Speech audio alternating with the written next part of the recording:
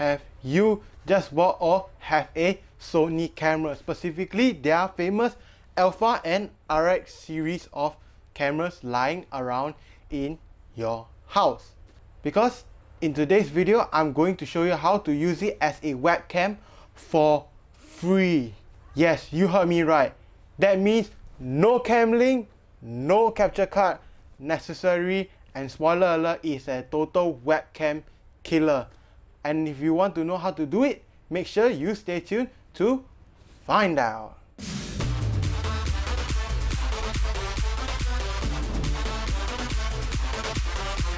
Hey guys, it's TZH with Technological Gadgets, and on this channel we do unboxings, tech gear reviews, and tutorials like this one.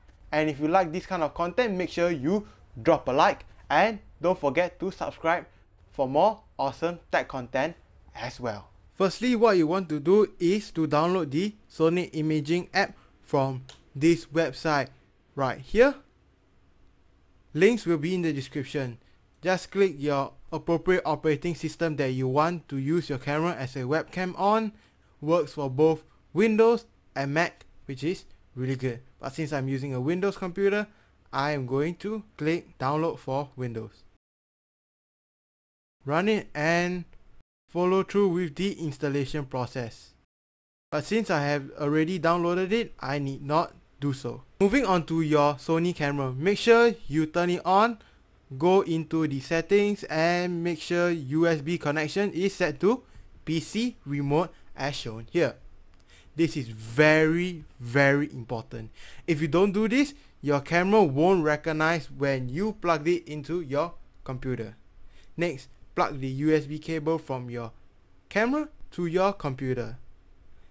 And the best is to use the cable that came bundled with your camera. But if you are not using a cable included with your camera, make sure the USB cable that you are using is compatible with your camera's USB port, computer's USB port, and most importantly, confirm that the cable can transfer data. If not, this will not work. After that, I would recommend you to put the camera on a tripod and position it at an area above or at eye level with good lighting, either from a window during the day or any sort of artificial lighting such as a softbox, lamp, or even some cheap ring lights to make your face look way better. Then open up the remote application and it should show a list like this. Then click the connected camera you want to use. I am currently using the Sony Alpha A6500 here as an example, but any Sony Alpha camera or RX camera will do. And after clicking this, gotta wait for a while, and you should see an interface similar to this. If you don't see this window, make sure you set your camera to manual.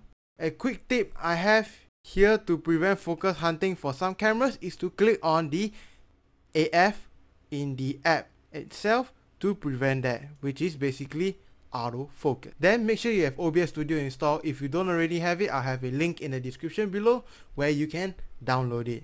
Aside from that, we will want to download a OBS Studio plugin called OBS Virtual Cam, especially if you want to use it for apps like Zoom, Google Meet, Skype, and even Discord. Just click the third link in the description below and you should see a page similar like this.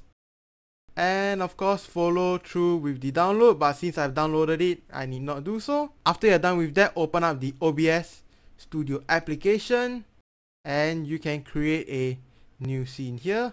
I will just call it webcam, and you see just a black screen like this. And then what you want to do is to go to the sources right here, plus icon, add window capture. Okay, I'll call it webcam 1. And for the window, you will want to search the remote.exe, remote, right here.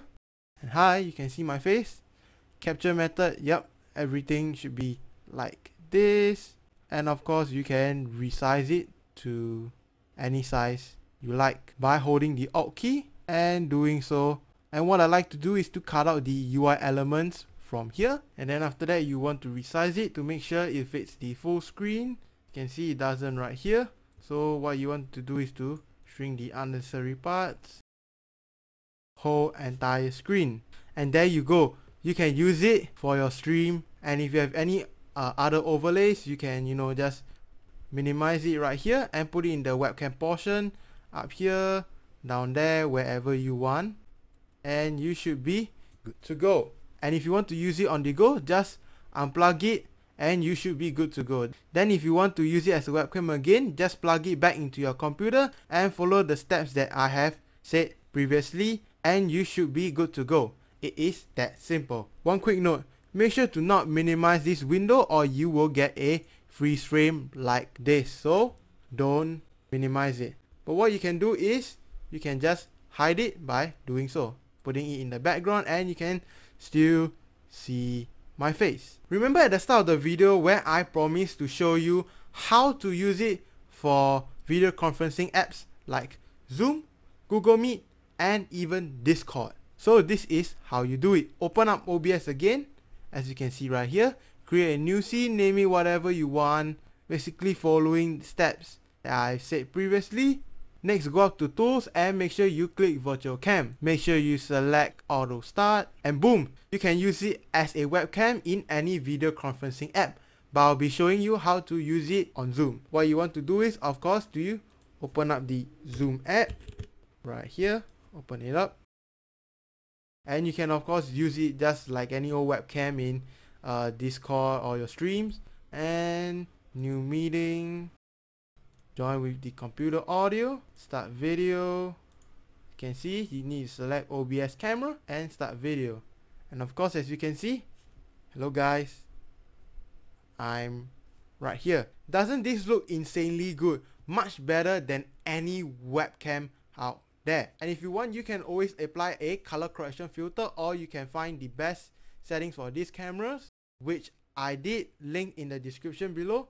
And as you can see, it is not only easy to set up, but doesn't require you to purchase a capture card that may cost hundreds of dollars, while blowing away any webcam out of the water and making them look like absolutely trash for free, guys. For free, especially if you have a Sony Alpha and RX camera lying around. Question of the day, which camera do you own? I personally own the older A6500 model, which I am shooting on right now. Let me know down in the comment section below, and I'll make sure to reply to every single one of your comments. Drop a thumbs up if you like this, subscribe, which is totally free but means the world to me, and a donate will be greatly appreciated to support this channel with a link in the description below. Lastly, make sure you stay tuned for more awesome content like this, and I hope to see your beautiful faces really soon.